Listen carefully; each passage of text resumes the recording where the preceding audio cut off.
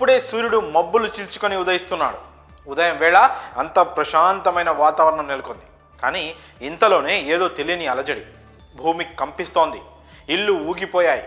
దీంతో ప్రజల్లో భయాందోళనలు నెలకొన్నాయి. ఇప్పటికే మీకు అర్థమైపోయి ఉంటుంది, ఆంధ్రప్రదేశ్ తెలంగాణలో భూకంపం దడ పుట్టించింది. హైదరాబాద్తో పాటు తెలుగు రాష్ట్రాల్లోని పలు జిల్లాల్లో భూకంపం వణికించింది. బుధవారం ఉదయం 7 గంటల తర్వాత భూకంపం సంభవించింది.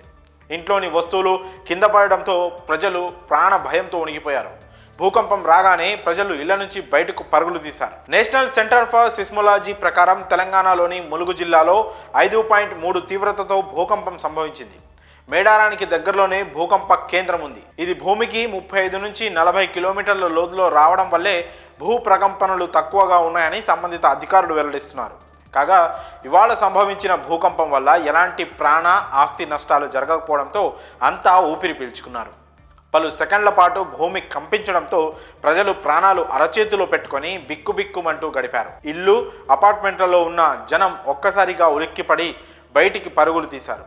ఏపీలోని కృష్ణా జిల్లా జగ్గయ్యపేట, విజయవాడ, విశాఖపట్నం, నందిగామ, గుడివాడ, మంగళగిరి, తిరువూరు, ఏలూరులో పలు చోట్ల 2 సెకండ్ల పాటు భూమి కంపించింది. తెలంగాణలో ఉమ్మడి నల్గొండ, ఉమ్మడి ఖమ్మం జిల్లా, ఉమ్మడి వరంగల్ జిల్లా, మెదక్, ఆదిలాబాద్, కరీంనగర్ జిల్లాల్లో పలు చోట్ల భూమి కంపించింది.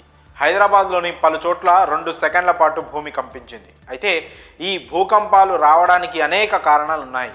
భూగర్భంలో రాళ్లు బీటలు వారడం, అగ్నిపర్వతాలు బద్దలవ్వడం, గనుల తవ్వకం, న్యూక్లియర్ ప్రయోగాల కారణంగా భూకంపాలు వచ్చే అవకాశం ఉన్నట్లు అధికారులు వెల్లడిస్తున్నారు. అయితే తెలుగు రాష్ట్రాల్లో భూకంపాలు చోటు చేసుకోవడానికి కూడా పలు కారణాలు ఉన్నాయి.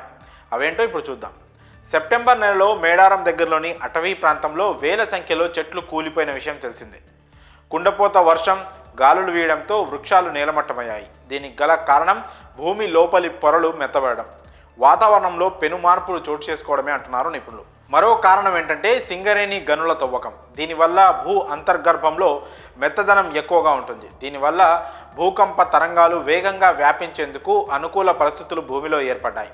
అందువల్లే స్వల్పకాలంలోనే ఎక్కువ ప్రాంతాల్లో భూమి కంపించింది. ఇక ఇప్పుడు గోదావరి జలాలు కూడా భూకంపాలకు కారణమవుతున్నాయి అంటున్నారు నిపుణులు.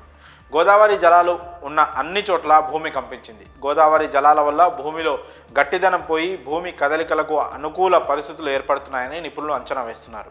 ఇక దక్కన్ పీఠభూమిలో ఉన్న హైదరాబాద్లో కూడా భూకంపాలు సంభవించడం ఆందోళన కలిగిస్తోంది. మరి తెలుగు రాష్ట్రాల్లో భూకంపాలు సంభవించడంపై మీ అభిప్రాయాలను కామెంట్స్ రూపంలో తెలియజేయండి.